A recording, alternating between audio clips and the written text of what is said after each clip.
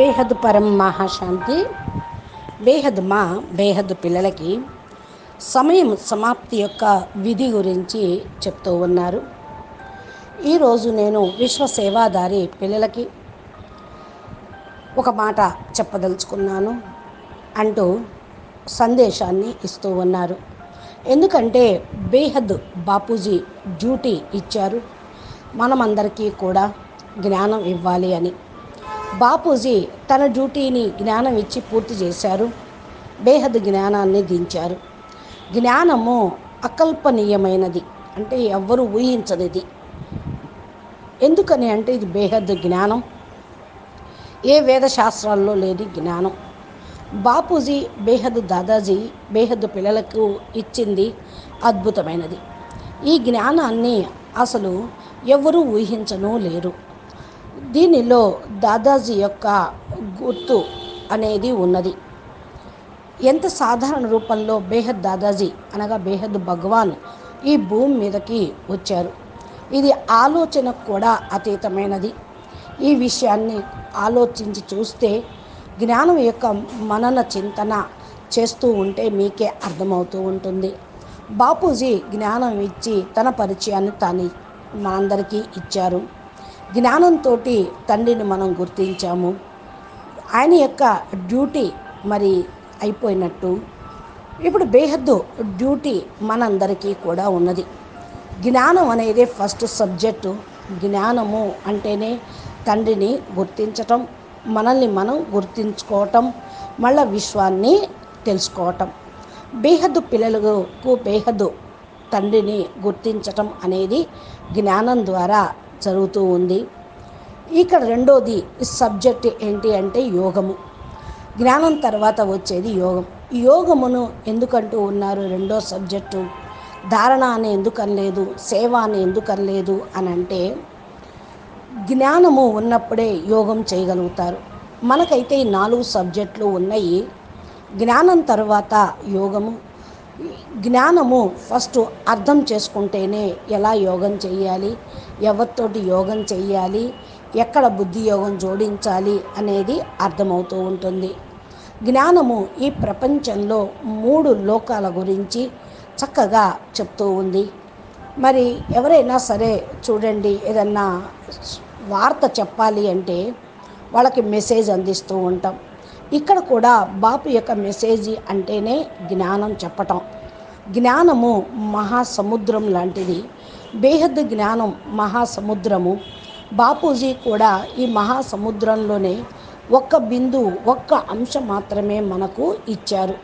ఇప్పుడు మనకు అర్థమైంది కదా, ఒక్క బిందువు జ్ఞానం ఇస్తేనే మనం మహాజ్ఞాని అయిపోయాం అనుకుంటూ ఉంటాం. కానీ జ్ఞాని ఎప్పుడవుతారు అంటే జ్ఞాన స్వరూపంగా అయినప్పుడే జ్ఞానిగా అవుతూ ఉంటారు. ఇప్పుడు జ్ఞానం మనం తీసుకున్నాం, దీన్ని ఏం చెయ్యాలి అంటే మరి అందరికీ అందించాలి. ఈ జ్ఞానం యొక్క సబ్జెక్ట్ తోటి యోగం చెయ్యాలి. వాణీలలో, అవ్యక్త వాణిలో కూడా చెప్పడం జరిగింది. వాణీలలో జ్ఞానము, యోగము, సేవ, ధారణ అంటూ ఉండేవాళ్ళు. జ్ఞానం తర్వాత యోగము. యోగానికి బలము కూడా జ్ఞానంతో లభిస్తుంది. వాణీలలో మహావాక్యాలు యోగ బలంతో రాజ్యభాగ్యం పొందండి అని ఉన్నది. ఎంత మంచి వాక్యం ఉందో చెప్పండి.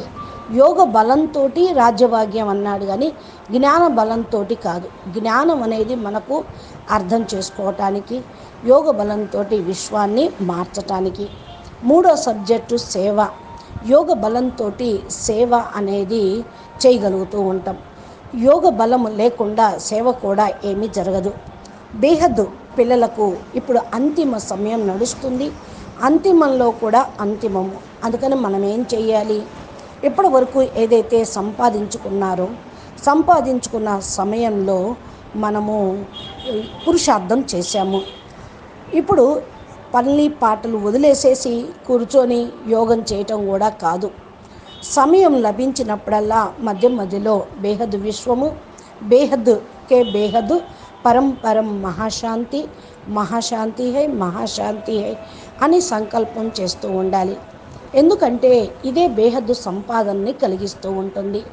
ఈ సంకల్పంతో పాటు బేహద్ కళ బ్రహ్మాండంలో ఉన్న అయస్కాంతం యొక్క పవరు, అయస్కాంతం యొక్క ఎనర్జీ, అయస్కాంతం యొక్క శక్తి మన సంకల్పాల్లోకి వస్తూ ఉంటుంది. ఆ సంకల్పం ద్వారా వైబ్రేషన్ రూపంలో వెళ్ళిపోతూ ఉంటుంది.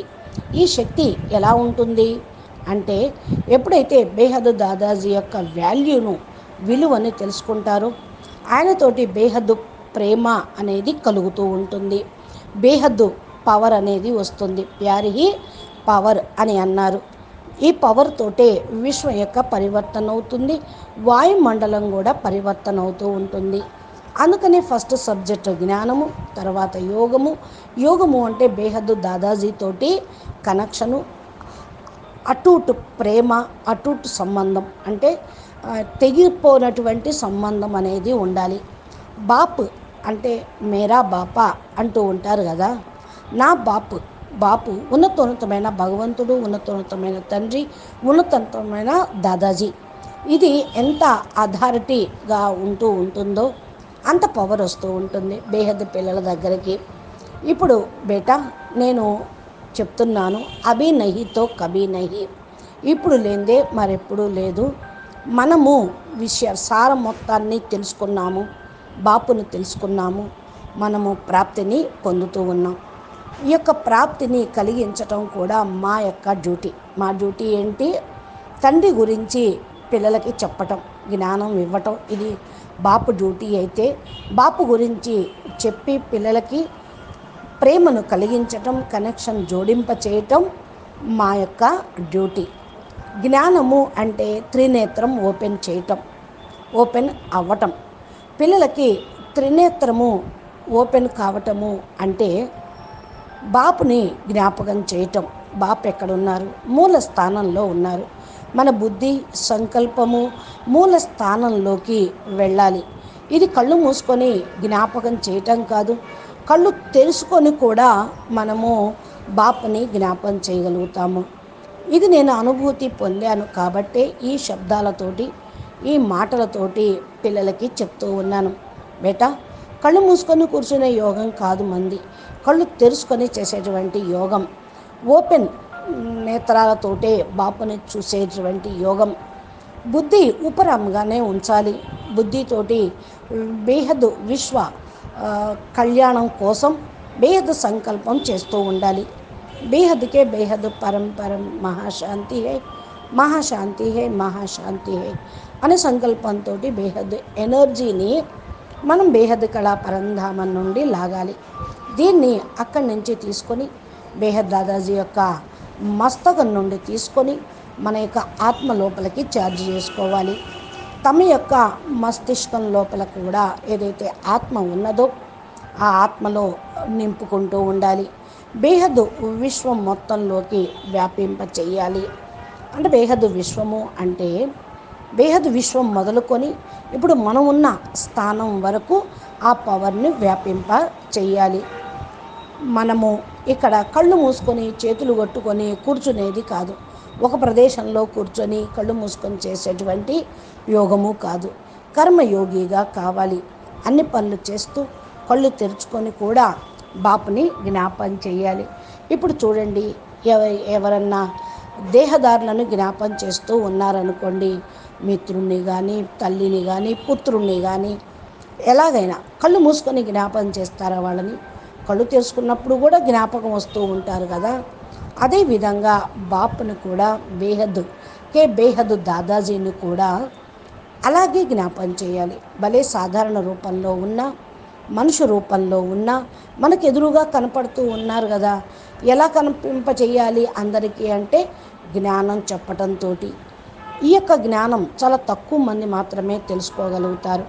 ఆయన ఎవరు, ఎలా ఉన్నారు, బాపు జోహై జైసాహై వైసా ఎలా ఉన్నారో ఆ విధంగా ఎలా పాత్ర అభినయం చేస్తున్నారో దాన్ని మీరు కళ్ళు తెరుచుకొని కూర్చొని జ్ఞాపకం చేస్తూ ఉండండి. బేహద్దు బుద్ధి కావాలి, దీనికి బేహద్దు స్థితి కావాలి. కాబట్టి మీరు ఈ పురుషార్థం చెయ్యండి. నేను దీని తర్వాత ఇంకా చెప్తూ ఉన్నాను, జ్ఞానము యోగము తర్వాత సేవ అనేది ఆటోమేటిక్గా అవుతూ ఉంటుంది.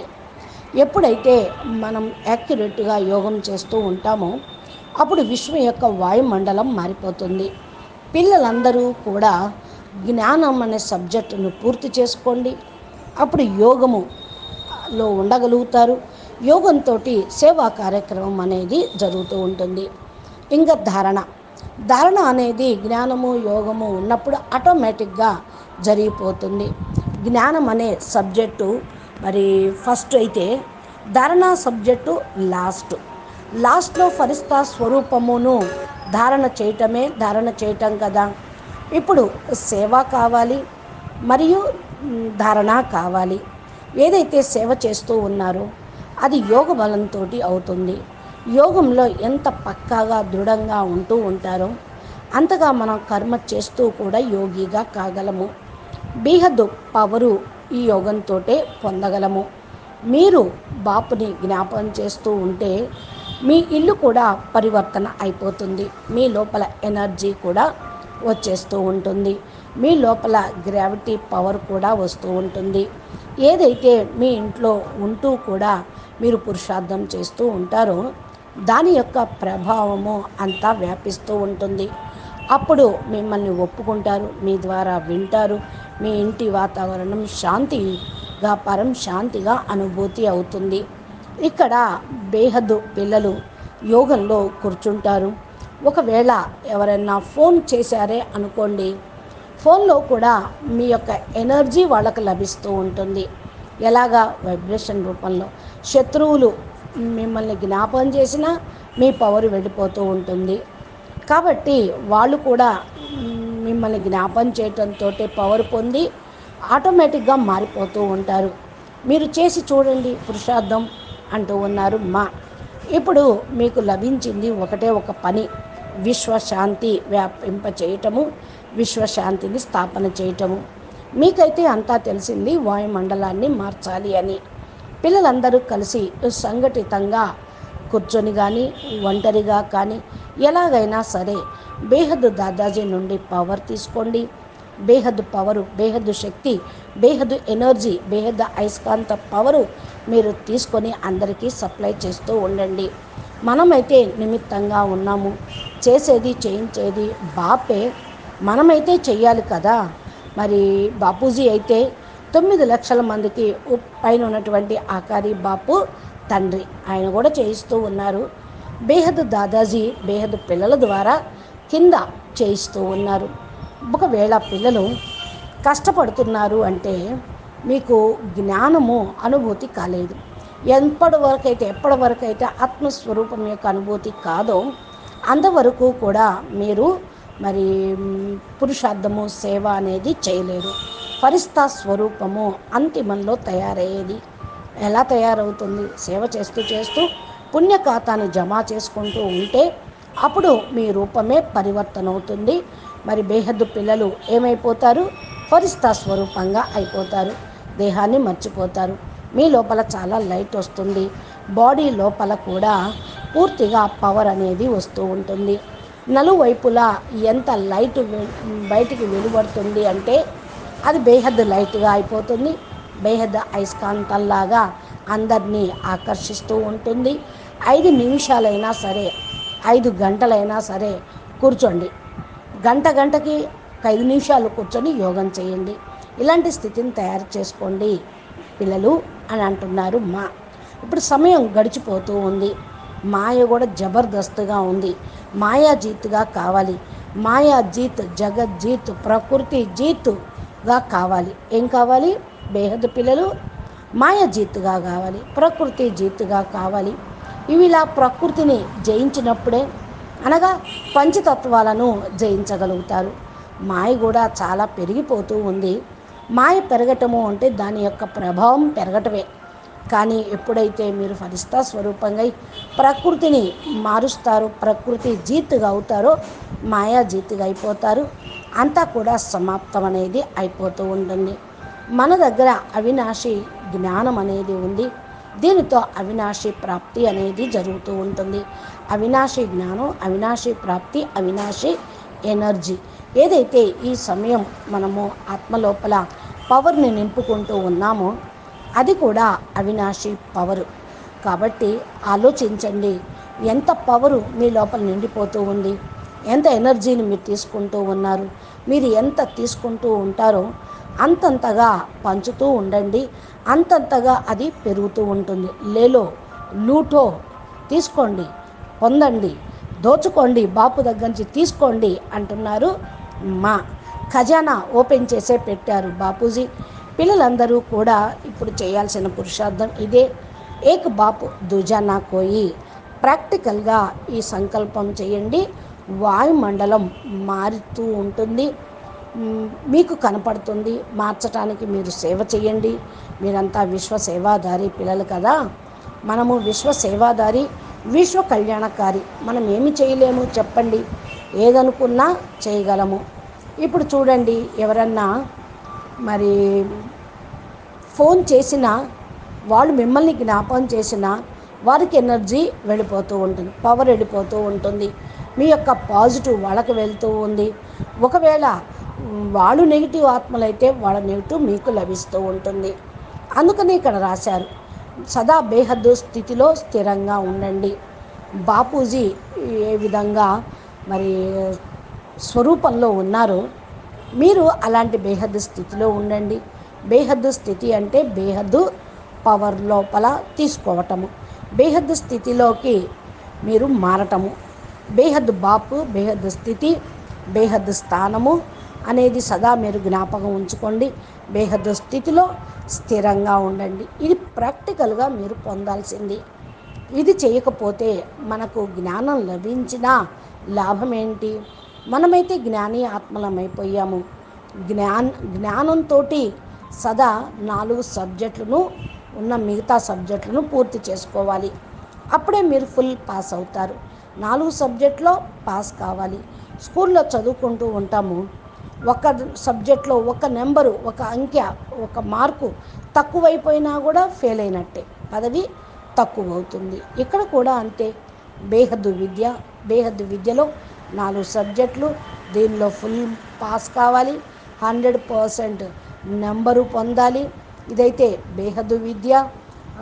100 కంటే తక్కువ కారాదు. 99 నెంబరు వచ్చింది కదా అనుకోవద్దు.